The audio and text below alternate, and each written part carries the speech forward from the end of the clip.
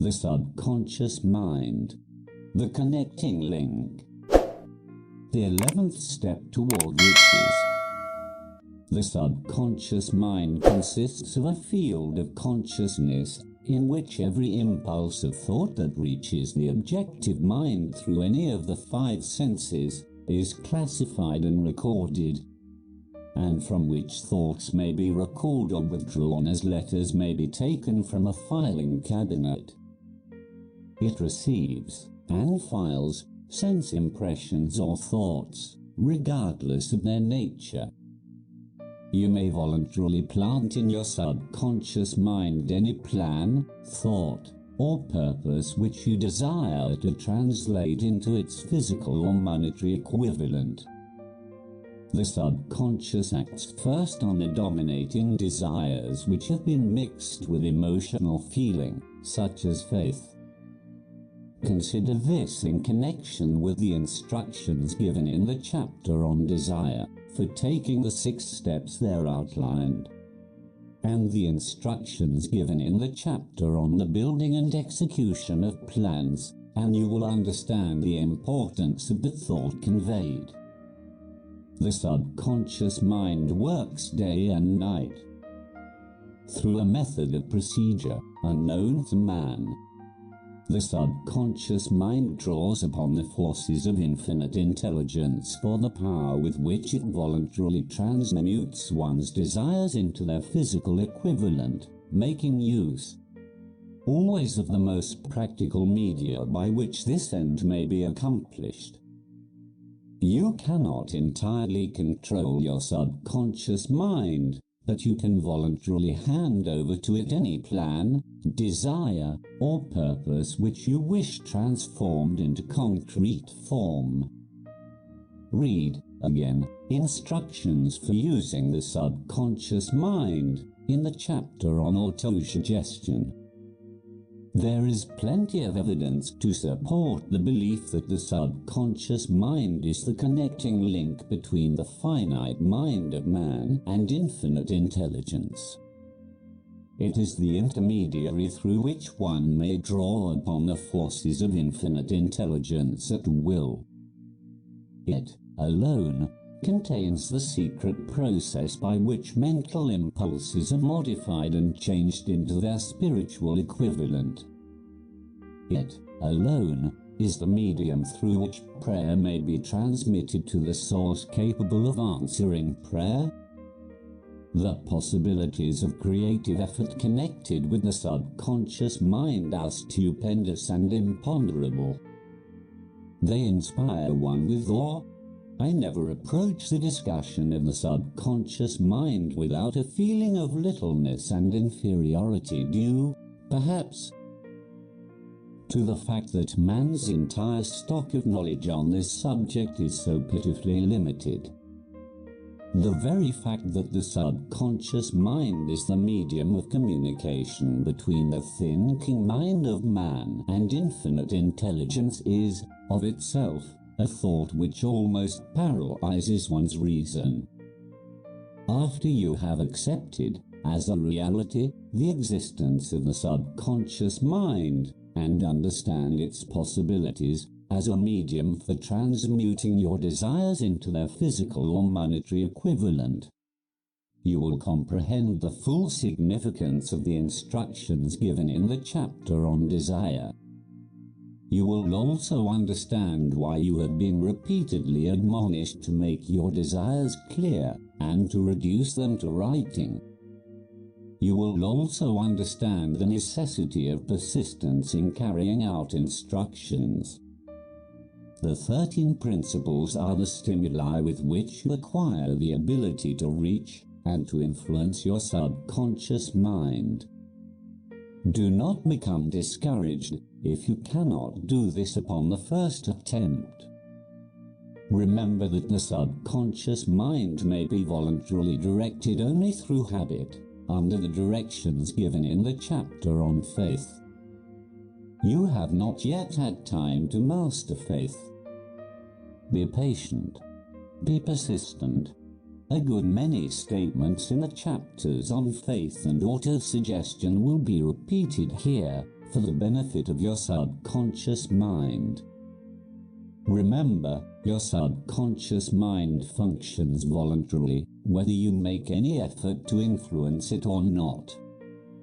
This, naturally, suggests to you that thoughts of fear and poverty, and all negative thoughts serve as stimuli to your subconscious mind, unless you master these impulses and give it more desirable food upon which it may feed.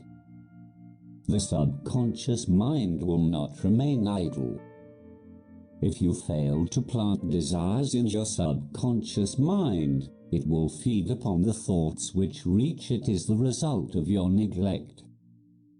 We have already explained that thought impulses, both negative and positive, are reaching the subconscious mind continuously from the four sources which were mentioned in the chapter on sex transmutation. For the present, it is sufficient if you remember that you are living daily in the midst of all manner of thought impulses which are reaching your subconscious mind without your knowledge. Some of these impulses are negative, some are positive.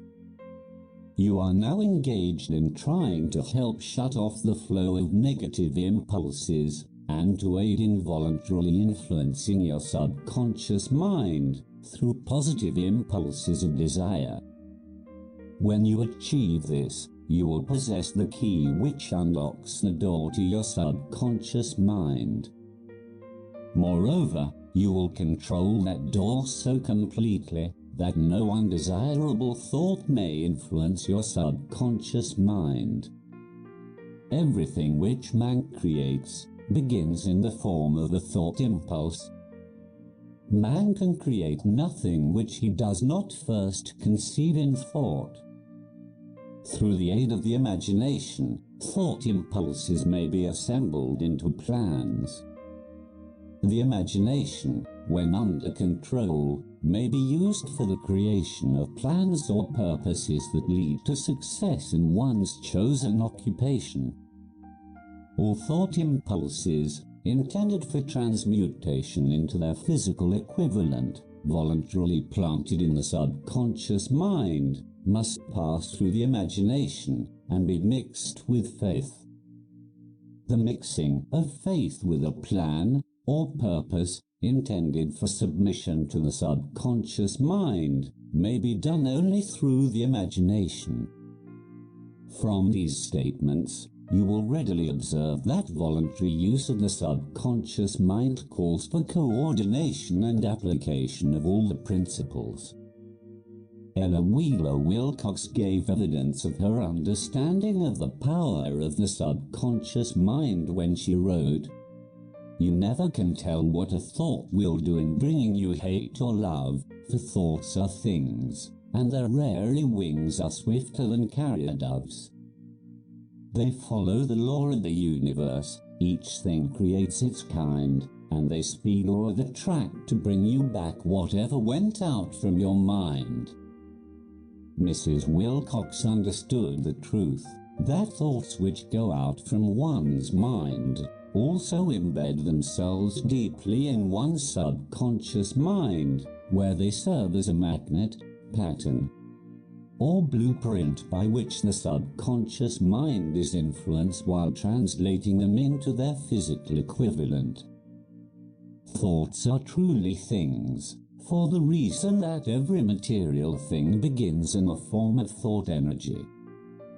The subconscious mind is more susceptible to influence by impulses of thought mixed with feeling or emotion than by those originating solely in the reasoning portion of the mind. In fact, there is much evidence to support the theory that only emotionalized thoughts have any action influence upon the subconscious mind. It is a well-known fact that emotion or feeling rules the majority of people. If it is true that the subconscious mind responds more quickly to, and is influenced more readily by thought impulses which are well mixed with emotion, it is essential to become familiar with the more important of the emotions, There are 7 major positive emotions and 7 major negative emotions. The negatives voluntarily inject themselves into the thought impulses, which ensure passage into the subconscious mind. The positives must be injected through the principle of autosuggestion into the thought impulses which an individual wishes to pass on to his subconscious mind. These emotions, or feeling impulses, may be likened to yeast in a loaf of bread because they constitute the action element, which transforms thought impulses from the passive to the active state. Thus may one understand why thought impulses, which have been well mixed with emotion, are acted upon more readily than thought impulses originating in cold reason. You are preparing yourself to influence and control the inner audience of your subconscious mind in order to hand over to it the desire for money, which you wish transmuted into its monetary equivalent. It is essential, therefore, that you understand the method of approach to this inner audience. You must speak its language, or it will not heed your call. It understands best the language of emotion or feeling. Let us, therefore, describe here the 7 major positive emotions and the 7 major negative emotions, so that you may draw upon the positives and avoid the negatives when giving instructions to your subconscious mind. The 7 major positive emotions: the emotion of desire, the emotion of faith, the emotion of love, the emotion of sex, the emotion of enthusiasm, the emotion of romance, the emotion of hope. There are other positive emotions, but these are the 7 most powerful and the ones most commonly used in creative effort. Master these 7 emotions, and the other positive emotions will be at your command when you need them. Remember, in this connection, that you are studying a book which is intended to help you develop a money consciousness by filling your mind with positive emotions. One does not become money conscious by filling one's mind with negative emotions. The 7 major negative emotions: the emotion of fear, the emotion of jealousy, the emotion of hatred, the emotion of revenge, the emotion of greed, the emotion of superstition, the emotion of anger. Positive and negative emotions cannot occupy the mind at the same time. One or the other must dominate. It is your responsibility to make sure that positive emotions constitute the dominating influence of your mind. Here the law of habit will come to your aid. Form the habit of applying and using the positive emotions. Eventually, they will dominate your mind so completely that the negatives cannot enter it. Only by following these instructions literally and continuously can you gain control over your subconscious mind. The presence of a single negative in your conscious mind is sufficient to destroy all chances of constructive aid from your subconscious mind. If you are an observing person, you must have noticed that most people resort to prayer only after everything else has failed. Or else they pray by a ritual of meaningless words.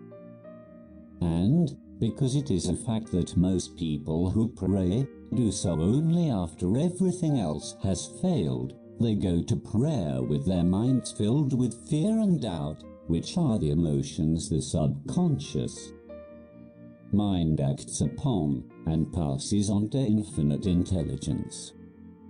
Likewise, that is the emotion which infinite intelligence receives and acts upon. If you pray for a thing, but have fear as you pray that you may not receive it, or that your prayer will not be acted upon by infinite intelligence, your prayer will have been in vain. Prayer does, sometimes, result in the realization of that for which one prays.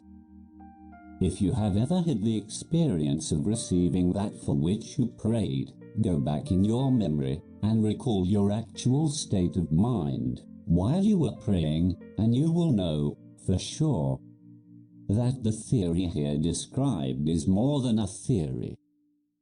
The time will come when the schools and educational institutions of the country will teach the science of prayer. Moreover, then prayer may be, and will be reduced to a science. When that time comes, no one will approach the universal mind in a state of fear, for the very good reason that there will be no such emotion as fear. Ignorance, superstition, and false teaching will have disappeared, and man will have attained his true status as a child of infinite intelligence. A few have already attained this blessing. If you believe this prophecy is far-fetched, take a look at the human race in retrospect. Less than 100 years ago, men believed the lightning to be evidence of the wrath of God, and feared it. Now, thanks to the power of faith, men have harnessed the lightning and made it turn the wheels of industry. Much less than 100 years ago, men believed the space between the planets to be nothing but a great void, a stretch of dead nothingness. Now, thanks to this same power of faith, men know that far from being either dead or a void, the space between the planets is very much alive, that it is the highest form of vibration known, excepting, perhaps, the vibration of thought. Moreover, men know that this living, pulsating, vibratory energy which permeates every atom of matter and fills every niche of space, connects every human brain with every other human brain. What reason have men to believe that this same energy does not connect every human brain with infinite intelligence? There are no toll gates between the finite mind of man and infinite intelligence. The communication costs nothing except patience, faith, persistence, understanding, and a sincere desire to communicate. Moreover, the approach can be made only by the individual himself. Paid prayers are worthless. Infinite intelligence does no business by proxy. You either go direct, or you do not communicate. You may buy prayer books and repeat them until the day of your doom, without avail. Thoughts which you wish to communicate to infinite intelligence must undergo transformation, such as can be given only through your own subconscious mind. The method by which you may communicate with infinite intelligence is very similar to that through which the vibration of sound is communicated by radio. If you understand the working principle of radio, you of course know that sound cannot be communicated through the ether until it has been stepped up, or changed into a rate of vibration which the human ear cannot detect. The radio sending station picks up the sound of the human voice and scrambles or modifies it by stepping up the vibration millions of times. Only in this way can the vibration of sound be communicated through the ether.